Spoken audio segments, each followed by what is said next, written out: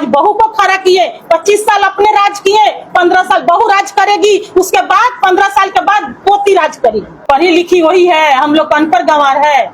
इस तरीका के भाषा उनका बहू ने फेसबुक पर डाली है, व्हाट्सएप पर डाली है।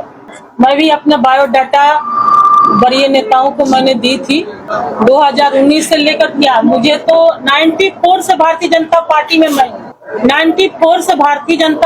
में मैं कार्य कर रही हूँ, बहुत सारे पद पर रही, लेकिन आज तक माननीय महामहिम राज्यपाल ने कभी सीधा मुंह से हम लोगों से बात नहीं की।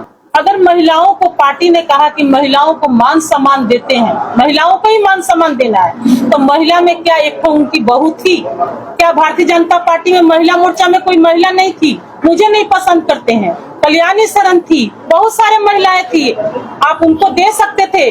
किसी को भी आप हाथ पकड़ के आप बोलते कि हाँ इस महिला को आप टिकट दीजिए, मैं इनको सपोर्ट करती हूँ, तो आज आप इस भारतीय जनता पार्टी में एक बहुत अच्छा नेता माने जाते हैं, लेकिन आपने वैसा नहीं किया। आपने 2019 में आप ही के चलते पूरा कोल्हान हारा, और 2024 में भी वही परिस्थिति आप ला के खड़ा किए, जो कि घर से 2 साल 3 साल आज बहू के आके हुआ, बहू को आप ला के खड़ा कर दिए, प्रत्याशी बना दिए।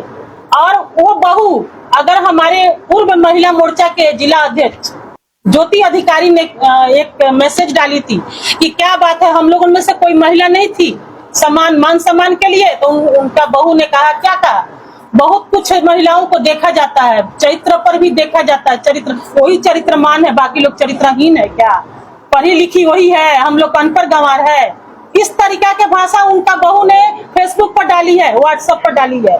तो ये सारे महिलाओं के प्रति इस तरीका से अभी से उनका इस तरीका के भाषण, इस तरीका के लिखना तो अच्छा बात नहीं है ना। भारतीय जनता पार्टी में आप लोग सब जानते हैं, ये जितने यहाँ प्रेस के लोग हैं, मुझे कौन नहीं जानते हैं ये बताइए।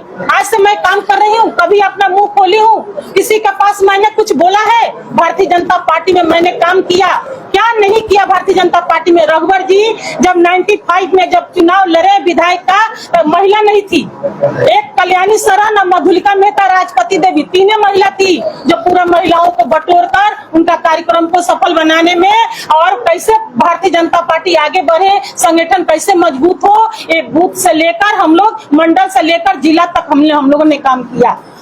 आज तक काम करते आए, क्या नहीं काम किया हमने। 7 नंबर जून बिरसा नगर मंडल से हमने शुरू से मंडल के उपाध्यक्ष से लेकर जिला के अध्यक्ष 2 बार रहे, जिला के मंत्री रहे, आज प्रदेश कार्य समिति में रहे, बहुत बड़ा महिला मोर्चा के सम्मेलन हमने किया। क्या नजर नहीं उनको आया? कभी खुला मुख से हम लोगों से बात नहीं किए, कभी प्रणाम करने जाते हैं तो मुंह ऐसे फेर लेते हैं। क्या ये विधायक का लक्षण होता है? ये मुख्यमंत्री का लक्षण होता है? सिर्फ आप ही का परिवार एक तो बहुत अच्छा है, आप अपना परिवार को आगे बढ़ाइएगा, बाकी लोग तक क्या अनपढ़ गंवार है सब, तो शिक्षित नहीं है। इसीलिए कोई भारतीय जनता पार्टी में जितनी भी महिला मोर्चा है वो सब शिक्षित नहीं है। शिक्षित है तो सिर्फ उनकी बहू है।